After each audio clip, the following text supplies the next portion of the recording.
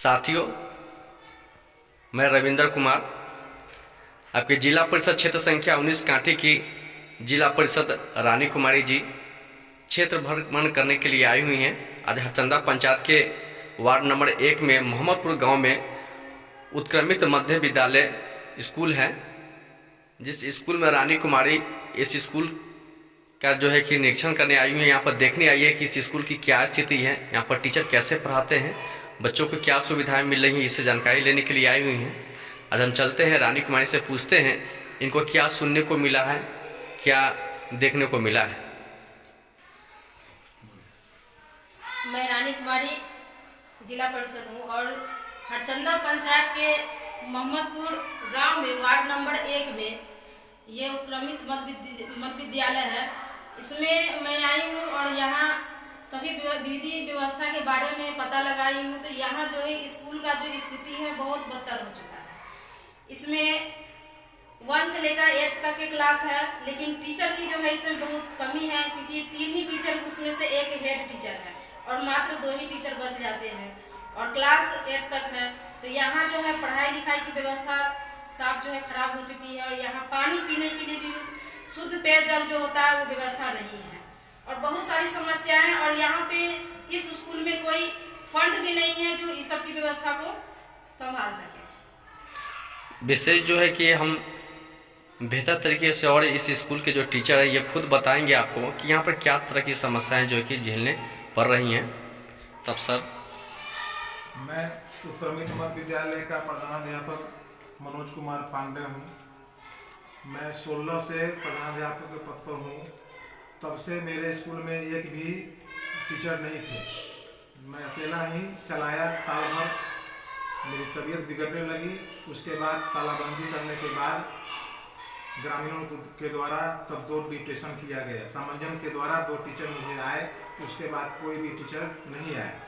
मैं बहुत काफ़ी उम्मीद रखता था कि कम से कम बहाली जो होने वाली है 23 फरवरी को जो हुई है उसमें कुछ टीचर आएंगे, लेकिन उसमें भी एक भी टीचर नहीं आ सके। प्रखंड के द्वारा 2 टीचर का आवंटन रिक्ति बना हुआ था। बाद में जब बहाली हुई 23 तारीख को, तो 22 तारीख को ही पूरे शून्य यूनिट बता दिया गया, जिसके कारण एक भी टीचर यहाँ उपस्थित नहीं हुए, जिसके कारण मुझे काफ़ी परेशानी का सामना करना पड़ता है। कोई भी समझ सकते हैं कि प्रधानाध्यापक की क्या क्या परेशानी होती है, वह भली भांति लोग जानते भी हैं।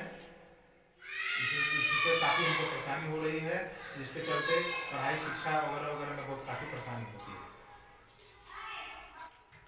साथियों, आपने रानी कुमारी को भी सुना और इस स्कूल के हेड टीचर हैं मनोज पांडे जी, इनकी बातों को भी सुना। अब इन लोगों के साथ पूरी टीम के साथ चलते हैं। हर क्लास में आप देखेंगे कि क्लास कई हैं और टीचर कितने हैं, पढ़ाई किस प्रकार से हो रही है, आप इस समस्या को खुद समझ सकते हैं। चलिए सर, हम सब आदमी चलते हैं वहीं पर।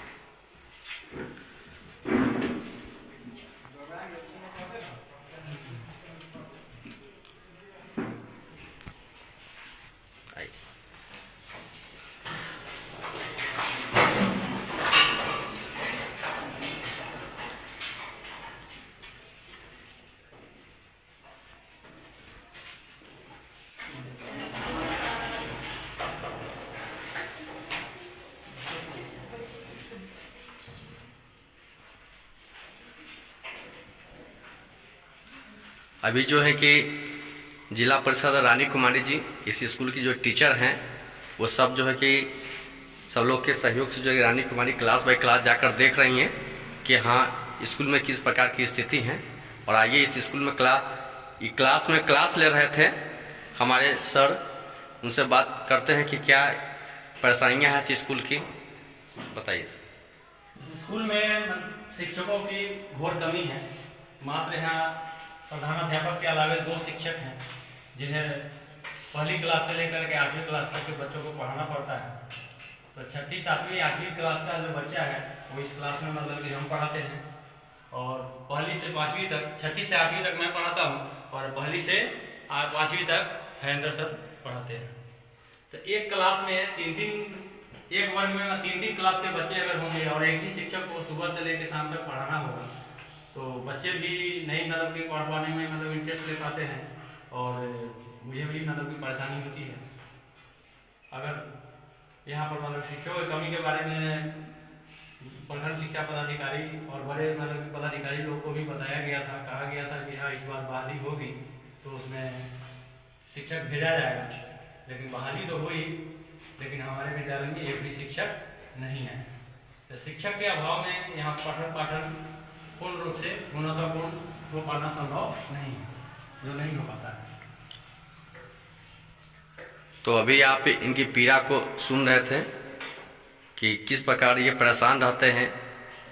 2 टीचर 3 टीचर के ऊपर 8 क्लास रहता है, 8 वर्गों का जो है कि कैसे संभालते हैं, ये अपनी पीड़ा बता रहे थे।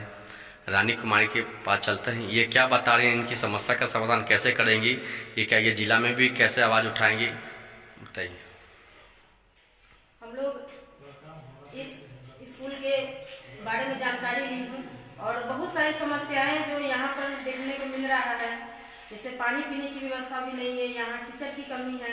तो ये सब जो जानकारी मिली है इससे हम आगे ऊपर तक इसको आवाज़ उठाएंगे और इस समस्याओं को समाधान करने की कोशिश करेंगे जहाँ तक होगा।